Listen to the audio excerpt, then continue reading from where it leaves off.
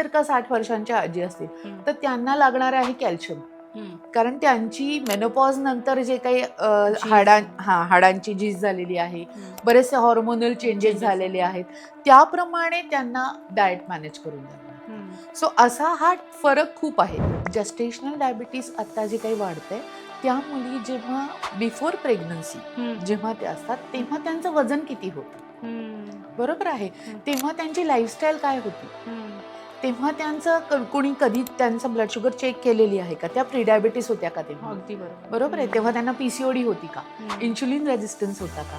कारण आता जवळपास पीसीओडी किंवा पीसीओएसचं प्रमाण हे 17% झालेलं आहे. आपल्या ICMR आणि नॅशनल इन्स्टिट्यूट ऑफ न्यूट्रिशननी आत्ताच्या गाईडलाईननुसार की 0.8 ग्रॅम पर केजी केलेलं आहे.